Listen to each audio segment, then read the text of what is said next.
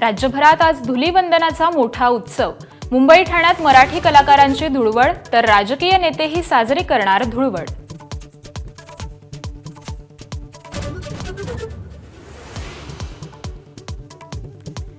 राज्यभरात होळीचा उत्साह, कुठे पर्यावरणपूरक तर कुठे पारंपरिक नृत्यांनी होळी सणाचा उत्साह, तर कोकणात गावागावात पारंपरिक शिमगोत्सवाची सुरुवात।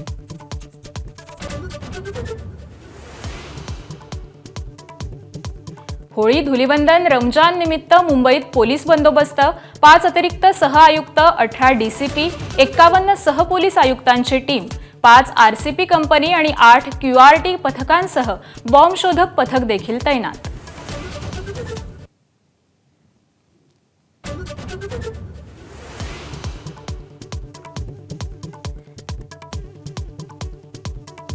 सतीश भोसले उर्फ खोक्यानं वनविभागाच्या जागेवर बांधलेल्या घरावर बुलडोझर, त्याच घरातील उर्वरित साहित्याला अज्ञातांनी लावली आग। खोक्याला घेऊन बीड पोलीस प्रयागराजहून महाराष्ट्रात।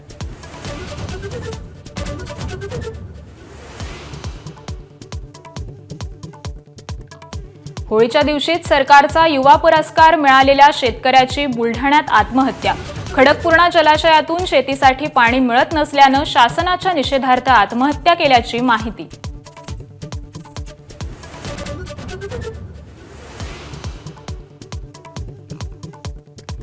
विधिमंडळात लक्षवेधीची धमकी देऊन खंडणी उकळण्याचा प्रयत्न, भाजपा आमदार परिणय फुकेंचा खळबळजनक आरोप।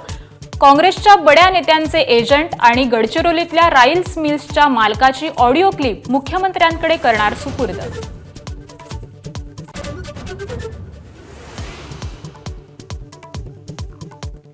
लाडकी बहीण योजनेसाठी इतर योजनांचे पैसे वळवण्यात आल्याची माहिती। सामाजिक न्यायाचे 3000 तर आदिवासी विभागाच्या 4000 कोटींना कात्री। दोन्ही विभागांची अर्थमंत्र्यांवर नाराजी।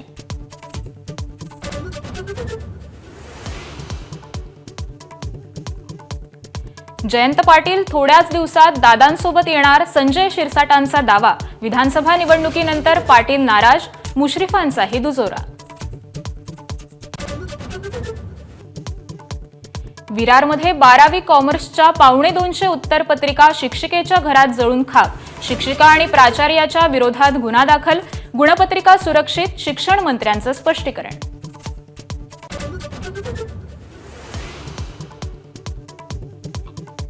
आमिर खान